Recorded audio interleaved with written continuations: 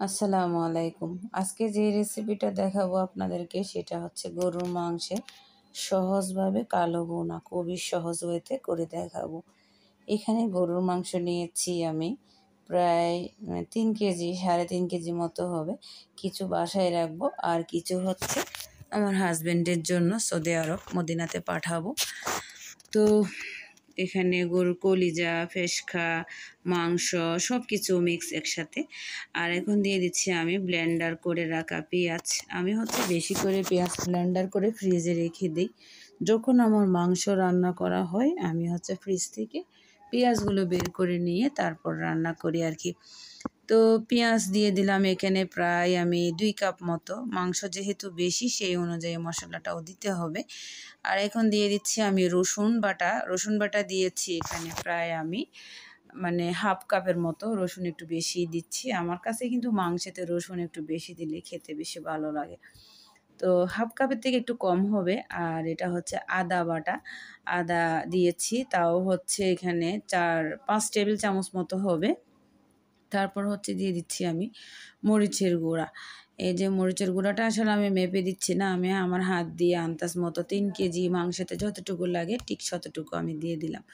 তারপর দিয়ে দিচ্ছি হলুদের গুঁড়াও দিয়েছি আমি মেপে, এখানে 4 টেবিল চামচ মতো হবে। তারপর দিয়েছি ধনিয়ার গুঁড়া, আর এটা হচ্ছে গরম মশলা। এটাতে সব কিছু দেওয়া আছে যেটা আমি বাসায় নিজেই তৈরি করেছি। এটা হচ্ছে জয়ফল, জয়ত্রী, স্টার মশলা, তারপর কাবাব মশলা, তারপর হচ্ছে পোস্তদানা সব কিছু দেওয়া আছে এটাতে। এটা আমি গরম মশলাটা আমি নিজে বাসায় তৈরি করে রাখি মাংস রান্নাতে দেওয়ার জন্য আর কি।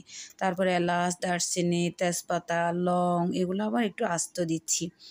গরম মশলার গুঁড়া যেহেতু আমি কম দিয়েছি, অল্প পরিমাণে দিয়েছি, আর একটু ফ্লেভারটা ভালো হওয়ার জন্য আমি আস্ত মশলাটাও দিচ্ছি।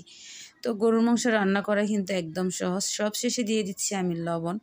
তো লবণ তো দিতে হবে, কারণ লবণ না দিলে যেই কোনো তরকারি বলেন, যেটাই বলেন, লবণ না দিলে খাওয়া যাবে না, সব কিছুই নষ্ট।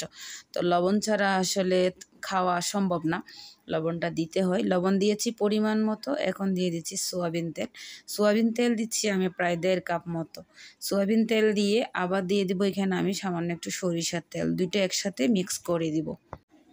আমি মাংস রান্না করতে গেলে, বিশেষ করে গরুর মাংস রান্না করতে গেলে সোয়াবিন তেল, সরিষার তেল দুইটাই ইউজ করি, দুইটাই দেই।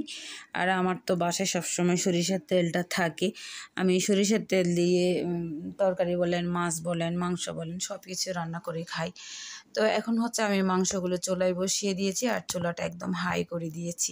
প্রথম 5 মিনিট আমি একদম হাই ফ্লেমে রান্না করব, তারপর হচ্ছে চুলাটা একদম মিডিয়াম করে দিয়ে তারপর হচ্ছে আমি 30 মিনিটে রান্না করব।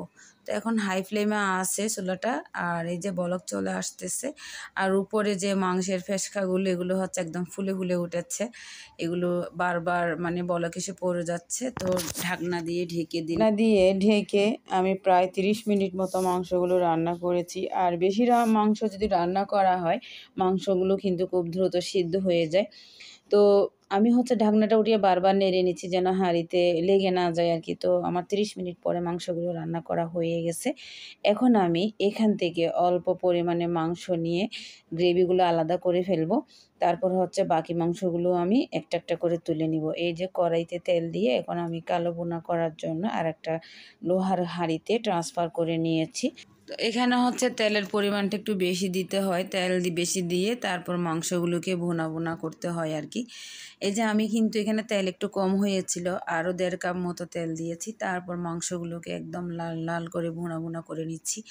এভাবে মাংসগুলো কিন্তু কালো ভুনা করে নেওয়ার পরে ডাল রান্না করে তারপর খেলে কিন্তু অনেক টেস্ট হয়। তো মাংসগুলো আমার ভুনা করা হয়ে গেছে। এই যে এগুলাই হচ্ছে আজকের কালো ভুনা। সবাই ভালো থাকবেন। ভিডিওটি ভালো লাগলে লাইক, কমেন্ট, শেয়ার করবেন। আমার চ্যানেলটির সাথেই থাকবেন।